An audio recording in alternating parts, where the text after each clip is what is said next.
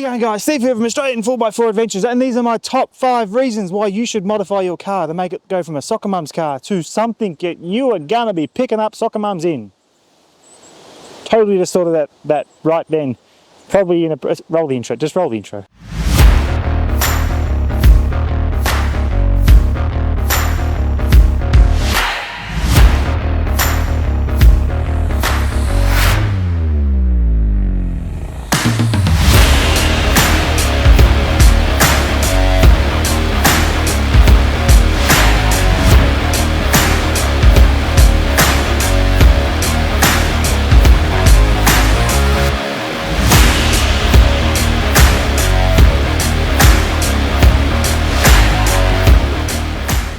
So number 5, starting out our list, has got to be suspension, doesn't it? Getting some nice clearance between your tyre and your guard is got to be one of the best things, well, the number 5 best thing, to make your car just look that bit stronger and just give it some more presence. So giving a little bit of a lift, getting up off the ground a bit, definitely on the list.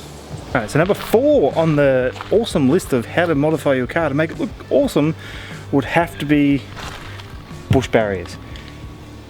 I reckon singular best bang for buck mod you can do to turn your car from stock to weekend warrior spec. So they look awesome. Any design you want, they're about 650 bucks. How can you not want bush barriers? Seriously. Have a look at the before and after. Like before, after, before, after, before, after. Seriously. They should have been higher up the list, I swear to God. Number 3 on my list of best mods to make your car look freaking awesome has got to be bar work, surely, doesn't it? So even if you have no lift, no tyres, no nothing, some decent bar work just totally transforms the car. But look, yeah, wait.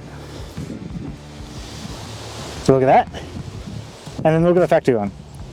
And look at that, and the factory one. Just some bar work. It just completely transforms the car from soccer mum to not. Alright, so definitely number 2 has to be rims. So you can have really cool rims. These are the new CSA ones. These are the 18 positive 18 offset. Super cool. I love the matte black finish on them. Super tough. They're good for GVM upgrades as well. So awesome in that regard. So one of the reasons why rims are so high up the list is the fact that you can change them relatively cost effectively. So you could sell your old set, buy a new set. Similar to what I've done. Got the new CSA rims. Absolutely love them. So rims, there's a reason they're number 2 on the list. How about we go look at number 1?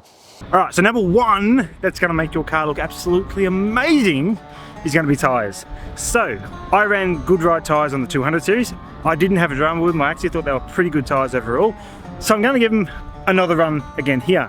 But I got a lot of questions about people saying, oh, it's just a cheap Chinese tyre. Yes, they're a Chinese tyre, like 90% of the tyres on the market. So I'm actually here at the Good Ride factory, and I want to give you guys a bit of a look at what's involved with Good Ride as a brand and the overall tyres. Go have a look. All right, so we're actually in the factory now. I've got Josh here. How are we? So Josh is one of the sales reps here for Good Ride. He's actually hooked me up with some tyres before, and he's doing it again now. So looking at the factory, that is freaking huge. How many tyres do you normally have in here? Anywhere from 35 to 40,000 units. Ooh, that's a lot of tyres. Just a couple. What would be your biggest seller? These are all questions without notice too, by the way. Probably our all-terrain range in the SL369s. Yeah, which is like camper trailer stuff. Yeah, so we sell thousands a year to the camper trailer market, as well as we sell quite a lot of the mud tyres to BHP and Rio Tinto for swap-over use for the mines. There you go. Well, that would explain the giant tyres over there. Let's go look at the big tyres. Alright, so we're going for the 35, 12.5, 18-inch tyre, because that's pretty much what you have to have on a patrol. And because why not? This is seriously chunky tread pattern. It's going to be super, probably a little bit loud, but we'll determine that later.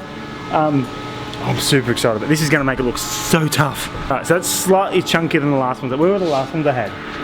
If you remember the 200, I had the same brand tyre on. And these ones were... Alright, yeah, so these ones had slightly different shape in the wheel or in the lug.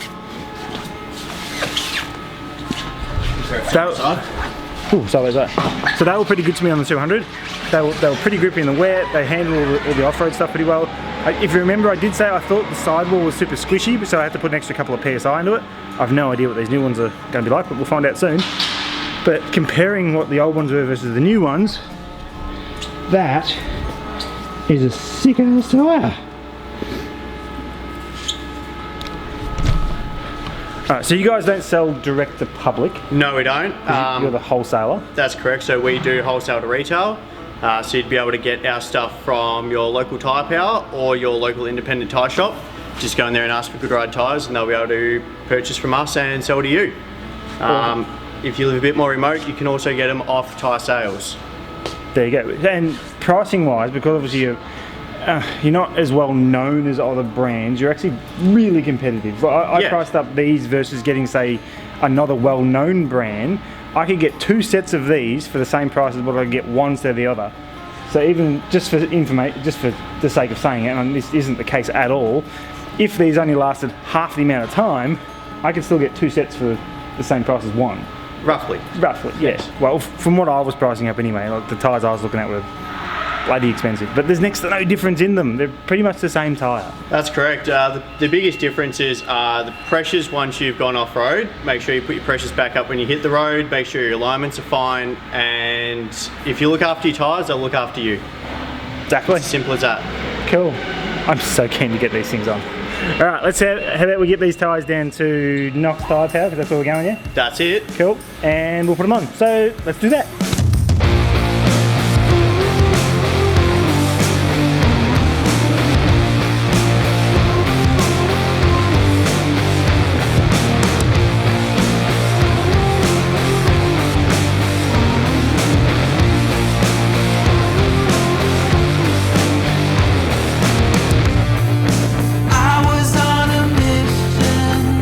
Yeah, so that's all the tyres on the rims now. So number one question I got last time when I was running Good Ride tyres, because they're a Chinese tyre, can you actually balance them? Because everyone goes, oh, it's cheap tyre, it's crappy tyre, you can't actually balance the damn thing. So we're at the tyre shop, we're literally going to balance them right here and just show you. Like, they need a big chunky ass tyres, so these can be balanced up. Really anything from them can be balanced up.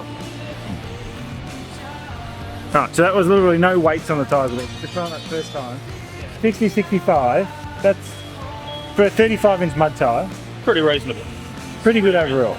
I've seen tyres like 150, 160, and they were well-known brands. You probably worse than that. I've seen upwards of 500 either side. You've clearly had more tyres than I have. Well, I'm talking BFGs, they were pretty crappy.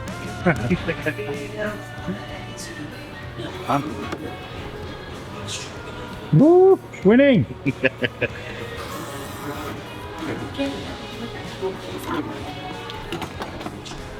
So there you go, bloody cheap Chinese tyre, so to say. That's what you guys are going to say in the comments. I know it. They're not that bad. Most tyres are bloody Chinese made anyway these days, so whatever. 35 inch, pretty chunky muddy. Balanced up like a treat.